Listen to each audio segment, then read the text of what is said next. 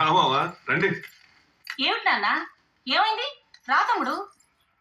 ఓహో, పెళ్లి కాకమునిపై అల్లుడు అలకపరపు ఎక్కినాడా ఏంది? 3 పొలిమేరలు దాటొచ్చాం. ఆ కాళ్ళతో వచ్చామంటారా లోపలికి? రే నీళ్ళు పట్రా.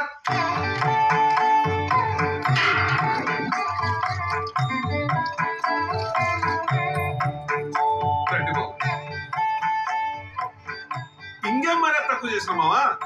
కాళ్ళు కడుక్కోవడానికి నీళ్ళు ఇచ్చారు, తుడుచుకోవడానికి తుండు పుట్టివరా? రే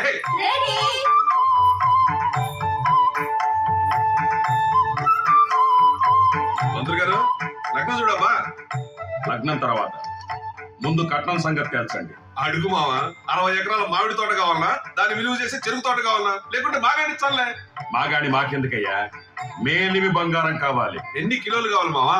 60 కిలోలు. కుదరదు. కుదరకపోతే ఇంకో సంబంధం చూసుకుంటాం. ఇవ్వలేక కాదు, 60 ఇవ్వను, 63 కిలోలు ఇచ్చాను. అబ్బా, కిందటి నెలలో అమ్మాయి బరువు ఎంత అంటే 60 కిలోలు అని చెప్పావు కదయ్యా.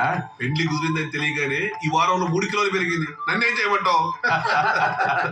సరే కానీ పంతులు గారు, ముహూర్తం మీ అందరికీ నచ్చితే చాలా, నాకు నచ్చలేదు తాతయ్య. ఏ నా కొడుకు ఏం తక్కువ?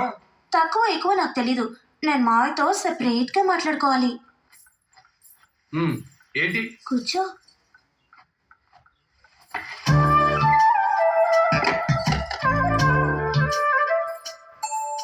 చెప్పు.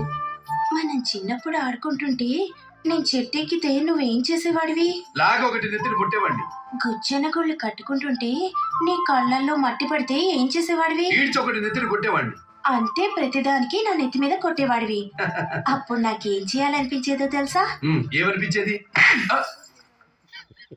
ఇలా కొట్టాలనిపించేది మావయ్య.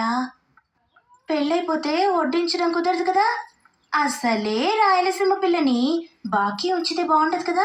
ఈ టైప్ పెళ్లి చూపులు ఆంధ్రాలో ఎక్కడ ఉండవు. ఎంతకీ నీ కోరిక తీరిందా? ఇంకోటి ఉంది. ఈ చెప్ప మీద కూడా కొడతావా? లేదు, నవ్వుతున్న నీ ఫోటోతో ఉన్న లాకెట్ ని మంగళసూత్రం కంటే ముందు నా మెళ్ళో వేయాలి. అలాగే. ఇక తలుపులు తెరుద్దామా? అయ్యో, బుగ్గ కందిపోయింది మావయ్య. చేత్తో కొట్టిన చెప్పదప్ప పెదాలతో తుడిస్తే పోతుంది. అయితే కళ్ళు మూసుకో.